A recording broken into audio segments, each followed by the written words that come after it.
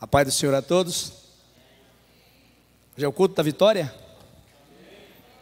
Então somos vitoriosos, né? Graças a Deus estamos aqui na presença do Senhor. E eu tenho plena convicção de uma coisa: nós estamos aqui porque a misericórdia do Senhor se renova a cada manhã em nossas vidas. Amém? É uma alegria, pastor Eudes, poder estar aqui, tá? Quando eu fui trabalhar na igreja, o pastor Eudes, ele me acolheu como um filho ali. Quando eu cheguei lá, eu estava assim totalmente sem qualquer tipo de direção, né? Porque eu trabalhava na vida secular, e quando conversei com o pastor João, nós fomos fazer parte do corpo ali, que trabalhava tempo integral. O pastor Eudes me recebeu e nós ficamos muito tempo ali. Ele foi me conduzir, depois foi professor em 2 seminários que eu fiz, o IFL, né, pastor? Para mim foi o melhor seminário, intensivo de formação de líderes. Que tempo maravilhoso aquele. Presbítero Hermínio, meu grande amigo. Hermínio, você é mais chegado que o irmão, sabia? Eu te amo muito, cara. Sua família, Deus abençoe. Quantas pessoas aqui que eu conheço? A pastora Meire, tá ali atrás, obrigado. A Anne, que bênção, bom demais vê-los. E poder estar aqui, eu estive aqui algum tempo atrás, não sei quem estava aqui no início do trabalho, aqui quando a Batista Renascer veio para cá, nesse mesmo templo. Falei para o pastor Eudes, eu cheguei aqui, me deu uma alegria. Eu vou usar uma expressão de uma ex-amiga do comércio, uma alegria inanarrável. Eu fiquei assim com vontade de correr dentro desse lugar. Tamanha foi a alegria. Porque uma coisa, eu tenho plena convicção, a presença de Deus está aqui. Isso que é importante, não deixe isso passar. Não deixe isso passar.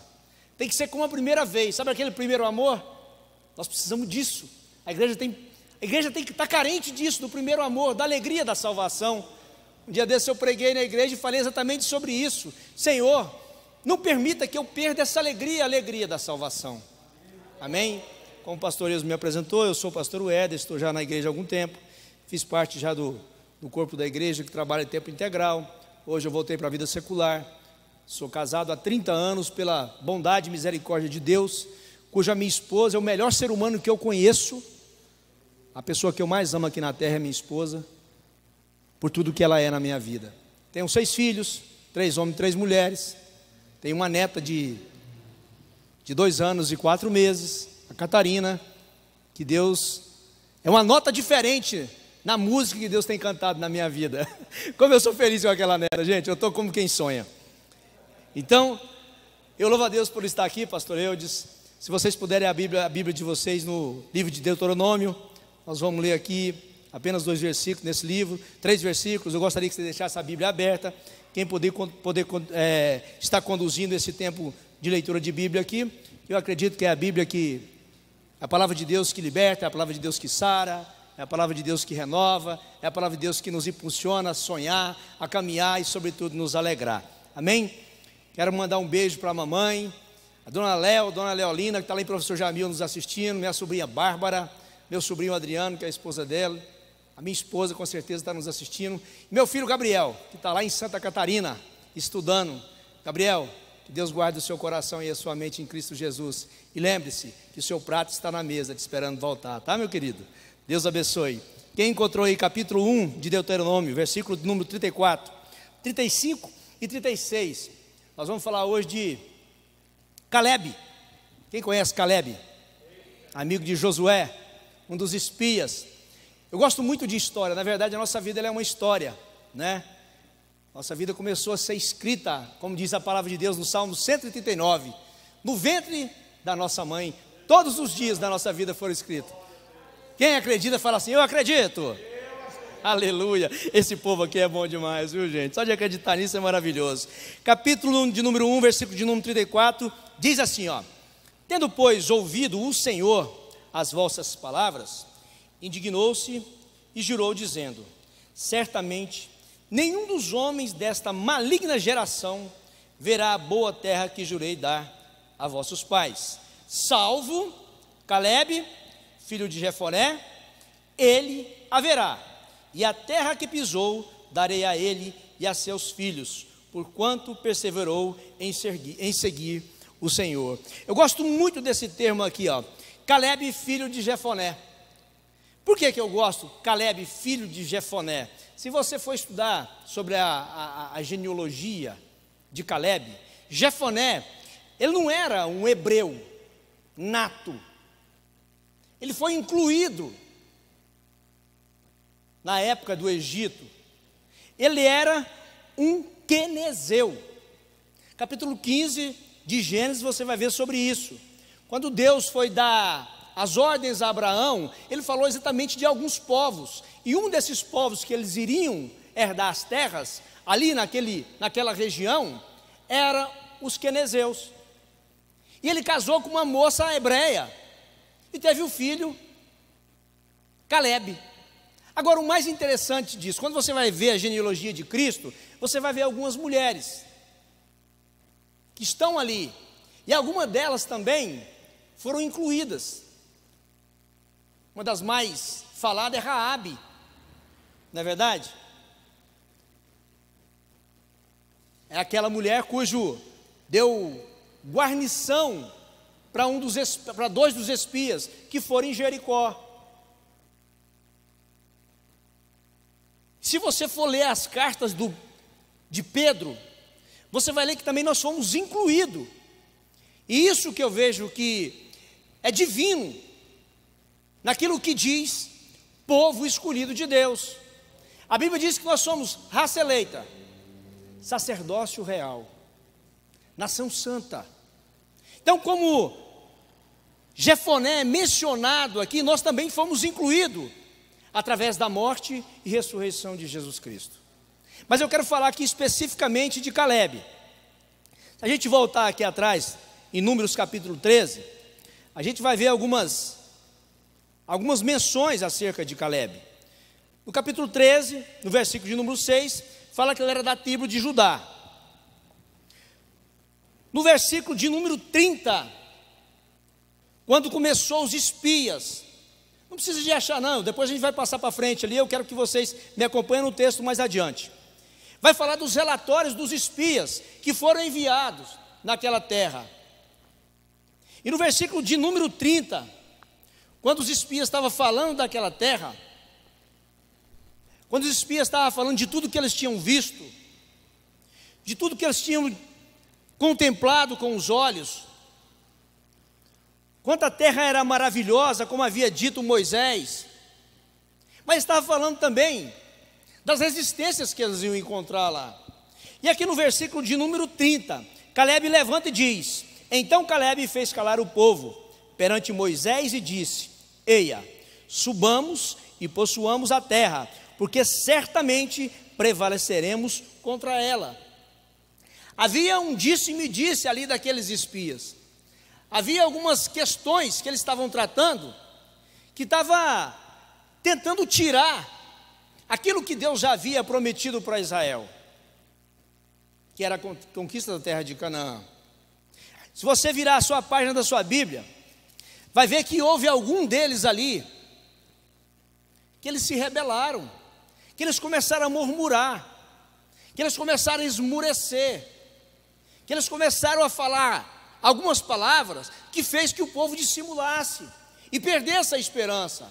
Aí novamente surge quem? Caleb e Josué. Versículo número 6 fala o seguinte, no capítulo 14: e Josué, filho de Num, e Caleb, filho de Jefoné, dentre os que espiaram a terra, rasgaram suas vestes e falaram a toda a congregação dos filhos de Israel, dizendo: a terra pelo meio da qual passamos a espiar é terra muitíssimo boa. Eles confirmaram tudo aquilo que os olhos deles viram.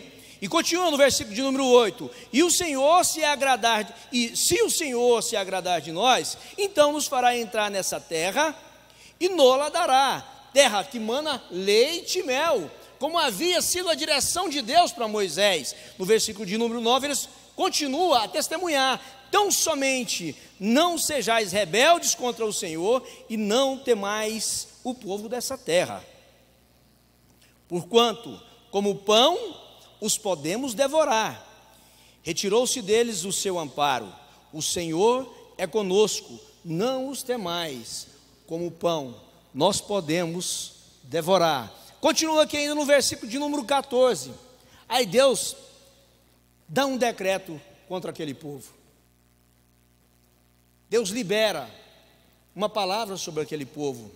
Tornou-lhe o Senhor, segundo a sua palavra, eu lhe perdoei. Porém, tão certo como eu vivo, e como toda a terra se encherá da glória do Senhor, nenhum dos homens que tenho visto a minha glória e os prodígios que fiz no Egito e no deserto, todavia me puseram à prova já 10 vezes e não obedeceram a minha voz. Nenhum deles verá a terra que com juramento prometi a seus pais. Sim, nenhum deles, daqueles que me desprezaram, haverá. Porém, o meu servo Calebe, visto que nele houve outro espírito e perseverou em seguir-me, eu o farei entrar na terra que espiou, e a sua descendência a possuirá. Quem lembra do versículo que nós lemos em Deuteronômio? Deus fez uma promessa: onde ele colocasse os seus pés, ele daria por herança. Queridos, eu quero me deter exatamente nesse texto que está em Josué. Depois da morte de Moisés, Deus levantou quem? Josué, para estar à frente do povo de Israel. A Bíblia diz que Josué, juntamente com Israel, eles conquistaram 31 reinos. Haja vista que quando eles chegaram em Canaã, havia realmente um lugar ali onde Deus tinha predito que era uma terra de muita prosperidade, uma terra que manava leite e mel, uma terra onde os frutos eram gigantes, era terra férteis, mas também ali havia um povo muito poderoso, muito forte, de forma que a vida dos israelitas não foram fácil.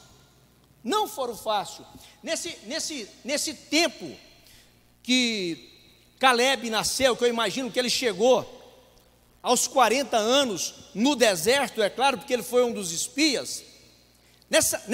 Nesse inteirinho dessa vida dele, ele viu muitas coisas, ele presenciou muitos feitos de Deus. E quando Moisés chamou os 10 espias, chamou 2, que era Josué e Calebe. Foram os únicos 2 que se levantaram a favor daquela promessa que Deus havia feito lá atrás, que ia tirar o povo da terra da escravidão, da terra do Egito, que ia levar para uma terra onde manava leite e mel. Mas ali houve um processo. Durante essa jornada dos 40 anos de Calebe e Josué, houve um processo, houve muita luta, houve muita dificuldade, mas também houve muitas conquistas. Agora eu imagino, quando chega aqui no capítulo de número 14 de Josué, o que vai acontecer? A terra de Canaã, ela vai ser distribuída por sorte. A terra de Canaã, ela ia ser designada para quem? Para aquelas 12 tribos, onde os príncipes foram adiante como espias em Canaã há 40 anos atrás. Ainda no deserto, eles foram verificar como funcionava aquele lugar, como era a estrutura daquela terra, o que eles tinham de pelejar para conquistar aquela terra. Só que agora que chegou no momento daquela promessa anterior de Deus, dessa promessa ser cumprida. Amados, como eu falei para vocês aqui, eu sou pai de 6 filhos. Eu sou pai de 6 filhos. E eu me lembro de uma promessa, de uma palavra que foi liberada na vida da minha esposa, num púlpito como esse aqui. O pastor olhou para ela e falou assim: ó, todos os seus filhos estudarão na escola pública. Eu peguei essa promessa para mim, eu estava embaixo, ela estava em cima.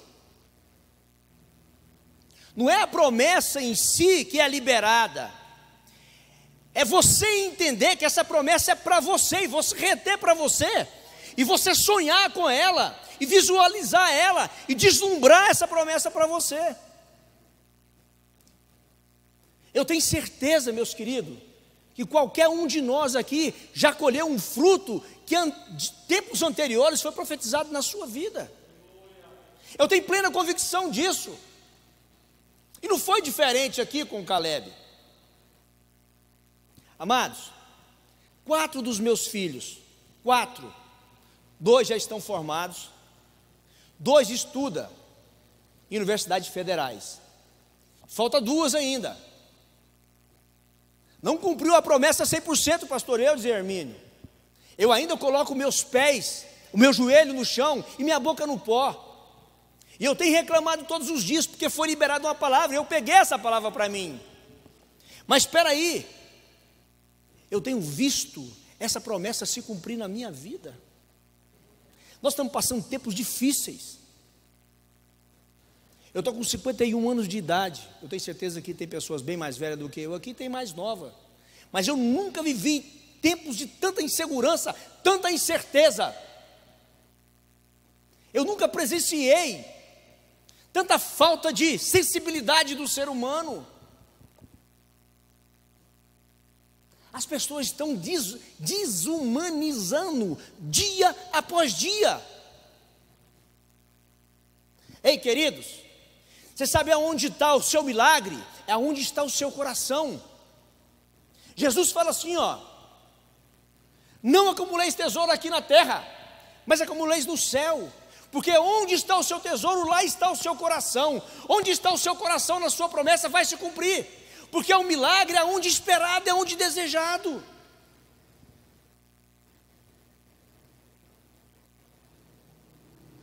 Presta bem atenção, igreja. A nossa vida, ela é um processo. A nossa vida, ela é uma história. Olha para trás. Se você olhar para trás, você vai declarar aquele versículo: Senhor Deus, Senhor Deus, traz à minha memória aquilo que me dá esperança. Eu imagino que Caleb, ele tinha isso no seu coração, porque chegou um dia que Canaã seria distribuída, que a promessa que foi feita lá em Deuteronômio vai se cumprir aqui agora. Agora eu pergunto para vocês, igreja, aonde está o meu coração, onde está o seu coração? Se o nosso coração estiver aqui na terra, nas coisas naturais, nós estamos redondamente equivocados.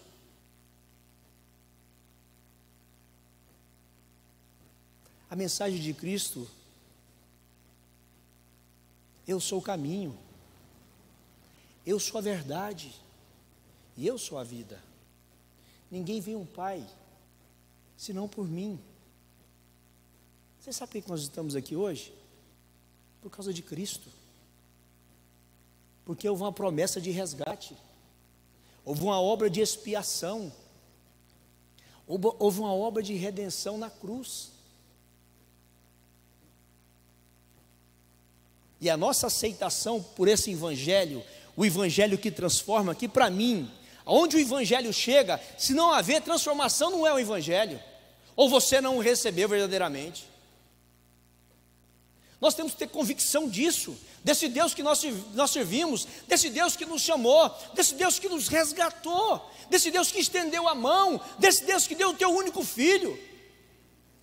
Aqui havia uma promessa: ei, aonde você colocar os seus pés, eu vos darei por herança e aos seus filhos.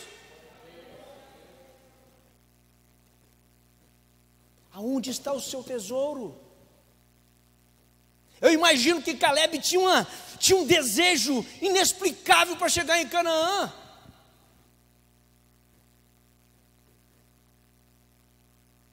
Qual o quadro que ele pintava na sua mente? Eu imagino que quando ele pisou na terra, ele falou assim: ó, Senhor, isso aqui é meu, eu vou voltar para aqui eu vou edificar minha casa, minha família vai crescer aqui, meus filhos prosperarão nessa terra e darão frutos, e frutos bons. Eu sou uma promessa de Deus. Caleb, filho de Jefoné. Quem era Jefoné? Jefoné está aqui na linhagem dos príncipes de Israel. Quem era eu? Quem era Raabe? Quem era você se não fosse Jesus?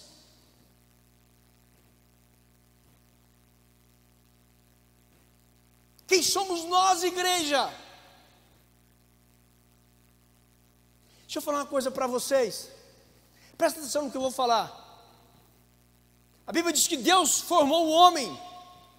Não foi do concreto, não foi da madeira de lei, Bíblia diz que Deus criou o homem foi do pó da terra. Pó não é nada, Hermínio. Qualquer composição química com pó vai dar nada. Mas o pó na mão de Deus deu você e deu a mim. E Ele nos deu vida, vida e abundância. É para você viver, para você se alegrar, para você se dedicar com esse Deus que te amou primeiro, que te escolheu. Ele não te seduziu, não. Ele te chamou pelo teu nome. Deus não te seduziu. Deus não seduziu Israel. Ele não disse que ele era Deus. Ele conquistou.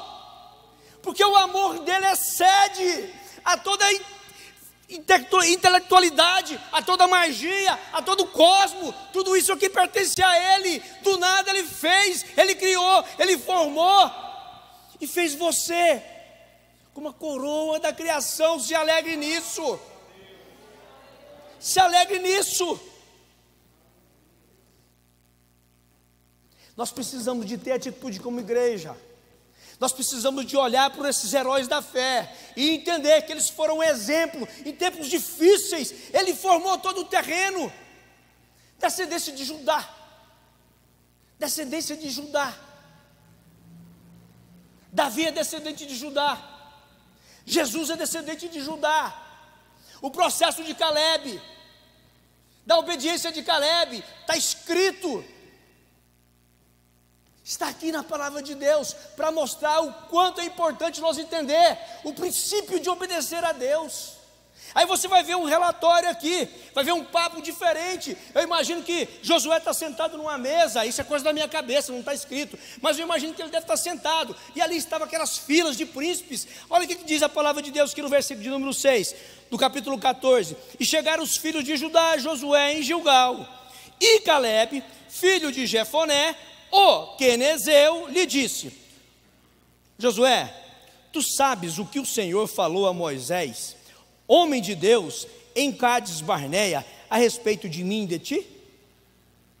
Quem já viu aquela hermogeninha, aquele hermoge que tem, fica a mãozinha assim? Imagina o Caleb fez assim. Eu lembro. Continua, Josué, continua, Caleb. Olha o que Caleb diz aqui no versículo de número 7. Tinha eu 40 anos, quando Moisés, servo do Senhor, me enviou de Cádiz Barneia para espiar a terra. E eu lhe relatei como sentia no coração. Eu amo essa palavra aqui. E eu me relatei como sentia no meu coração.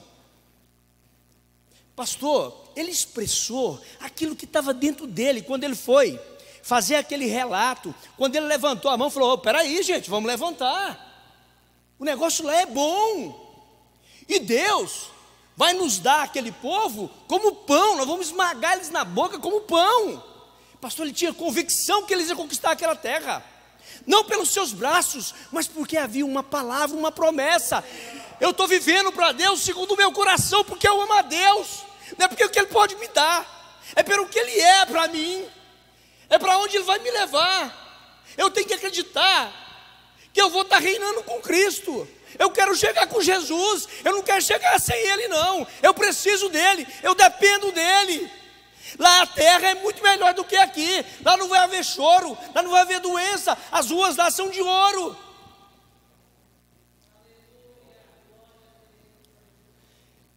Viu o pastor Edmar pregar um dia? Ele deu uma ilustração que eu achei super interessante. Super interessante.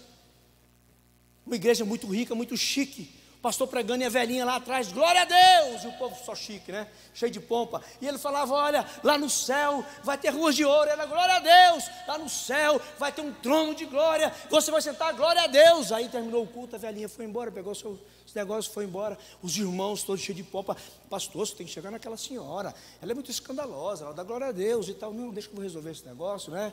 E bateu aquele papo, deu aquela firula com os irmãos lá, né, e tal, e etc. Aí ele foi na casa da velhinha, naquela rua toda esburacada, pastor Deus, sabe, descendo assim, né? Chegou, desceu, entrou na casa da velhinha. Ô pastor, que bom que o senhor veio, vamos tomar um café, senta aqui e tal. Aí o pastor sentou, olha, todo assim, sabe, desconfiado. Eu queria falar para a senhora pode ir na nossa igreja.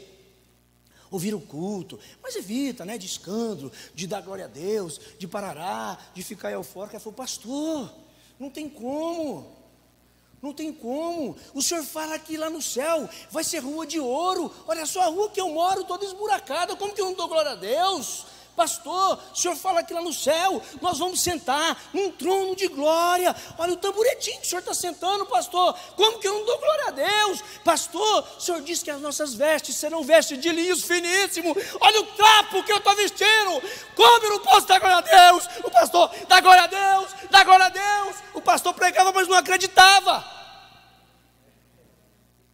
Continua dando glória a Deus, crente. É para você essa promessa, porque vai chegar um dia, se você não glorificar o nome de Deus, Ele também não vai te receber, porque você foi uma mentira. E a palavra de Deus diz que Ele sonda, Ele conhece o seu coração, Ele examina a sua mente. Está lá em Jeremias no capítulo número 16, para dar a você segundo as intenções que estão no seu coração. Deus julga a intenção que está no seu coração. Dá glória a Deus, irmã. Grita agora, vamos botar aquele povo para dar glória a Deus, porque lá as ruas são de ouro, os tronos lá são todos extraordinários, a sofá de melhor almofada que tem, e as vestes são de linho. Versículo de número 8: mas meus irmãos que subiram comigo desesperaram o povo, eu porém perseverei em seguir o Senhor meu Deus. Eu sou constante, Josué, eu sou constante. Não tem epidemia, não tem Covid, não tem dengue, não tem nada. Eu sou constante, não tem dificuldade, eu sou constante. Todo dia eu vou perseverar, todo dia eu vou acreditar, todo dia eu vou louvar esse Deus. Eu sou constante. Eu não sou um dia barro e um dia eu sou tijolo. Eu sou o dia, a noite, servo de Deus. Eu creio. Eu sou constante. Nós temos que ser constante. Essa palavra que tem que se cumprir na nossa vida. Perseverei em seguir o Senhor, meu Deus. Perseverei. E aqui no versículo de número 9 ele repete o versículo de Deuteronômio, onde houve a promessa. Então Moisés naquele dia jurou dizendo: certamente a terra em que pusestes o pé será tua e de teus filhos em herança perpetuamente, pois perseveraste em seguir o Senhor meu Deus. Versículo de número 10: eis agora, o Senhor me conservou em vida, como prometeu, 45 anos há, desde que o Senhor falou esta palavra a Moisés, andando Israel ainda no deserto, e já agora sou de 85 anos, amados, passaram-se 45 anos de luta, de conquista. Repita comigo: 31 reinos eles tombaram. Vocês acham que Caleb estava no sofá na casa dele, vendo Netflix? Ele estava com a espada dele rasgando os enaquins e olhando para ele. Vai chegar uma hora, seus enaquins, que vocês vão estar diante de mim, e o que vai estar diante de mim pelejando contra vocês vai ser o Deus que me prometeu, e eu vou arrancar a história de vocês da terra a qual Deus me prometeu. Eu imagino que eu olhava para aqueles gigantes e falou assim: ó, vai chegar uma hora que sou eu que vou estar lutando pelas minhas terras. Aí nós damos sequência aqui no versículo de número 11. Eu acho isso aqui tremendo. Estou forte ainda hoje, como o dia em que Moisés me enviou. Qual era a minha força naquele dia? Tal ainda agora para o combate, tanto para sair a ele, como para voltar. Querida, a disposição daquele homem era de um soldado de 20 anos que estava indo para a guerra. Ainda com 85 anos, eu tenho o mesmo vigor, pastor Eudes. A minha força não vem do meu estado físico nem emocional. A minha força que me impulsiona, ela vem do Senhor. Ela vem daquele que tem o controle de todas as coisas. aquele que conhece o seu interior. Eu sou disposto a lutar por esta terra, porque o Senhor me prometeu, versículo de número 12: agora pois, dá-me este monte de que o Senhor falou aquele dia, pois naquele dia ouviste que lá estavam os anaquins e grandes e fortes cidades. O Senhor porventura será comigo para os desapossar, como prometeu. Josué o abençoou e deu a Calebe, filho de Jefoné, Hebrom em herança. Isso aqui é muito lindo. Isso aqui é muito tremendo.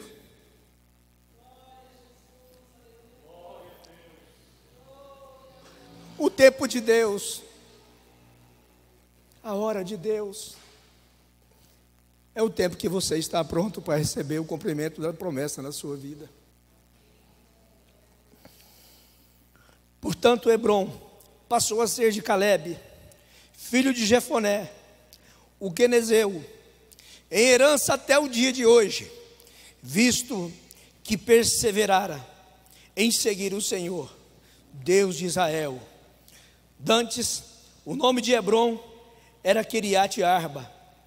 Este Arba foi o maior homem entre os anaquins, e a terra repousou da guerra. Chegará um dia, queridos, que não vai haver mais guerra. Chegará um dia que nós não vamos contemplar mais corrupção. Chegará um dia que o nosso Senhor, o nosso Salvador Cristo Jesus, Ele vai romper os céus, vai rasgar os céus. A Bíblia diz que da sua boca sai espada, os seus olhos são como chama de fogo, e na sua coxa está escrita Rei dos Reis, Senhor dos Senhores. É esse general que está à frente das suas e das minhas batalhas. São as promessas dele que está sobre a minha e a sua vida. Insista em perseverar em Cristo, sem murmurar. Não tenta atalhar o caminho da sua promessa, que não vai dar certo. Você vai ter que voltar para o final da fila. Confia, espera. O Senhor é contigo. Deus tem muito mais para você do que você imagina. Eu gosto muito dessa frase. Mergulhe na imensidão da escuridão da sua alma e busque simplesmente por Jesus, e você verá a alegria que o seu coração vai ter diante daquele que jamais perdeu uma batalha. Feche os seus olhos em nome de Jesus. Pai, obrigado, Deus, por esta noite. Quando eu vejo, Senhor, a história de homens como Calebe, Pai, eu tenho, Senhor Deus, que esvaziar da minha arrogância, da minha soberba. Eu tenho que entrar para dentro, Senhor Deus, da imensidão, da escuridão da minha alma e pelejar pela Tua presença, ó Pai. Deus, como diz a Tua palavra, eu sei que pensamento eu tenho de vós, pensamento de paz e não de mal, para dar a você segundo as ações e os desejos que estão no Teu coração. Em nome de Cristo Jesus, Pai, que nós não venhamos retroceder na nossa caminhada, mas ao contrário, que os nossos olhos venham estar fitos em Cristo Jesus, porque eu sei, Pai, que a Nova Jerusalém, ela é real, ela é verdadeira. Por isso, ó Deus, eu só te agradeço, porque do pó o Senhor me formaste, mas o Senhor me chama hoje de sacerdócio real, nação santa, povo que é escolhido pelo Senhor. Por isso eu te agradeço, Pai, e eu desfruto, Pai, da Tua bênção aqui ainda nesta terra, porque é a sua alegria que me fortalece, Pai. Muito obrigado, em nome de Jesus.